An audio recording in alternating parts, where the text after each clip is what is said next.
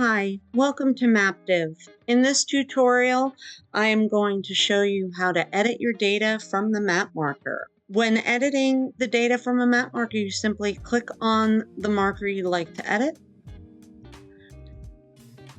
Click on Settings and Customization, and click Edit Data. You'll then see a dialog box open showing every column header in your data with the data that is in this location. Editing any of this information will edit on the map as well as in the data tab. Remember, anything you do on the map affects the data tab and vice versa. Simply come to this location, change whatever you'd like,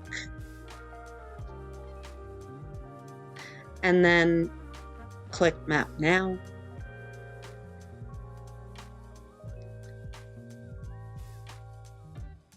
And then we'll see that it has edited now to painting for that category. And if we found it in the data tab, you'd see it there too. That's editing your data from the map marker. If you have any questions, please feel free to reach out to us. Thanks for watching. Bye.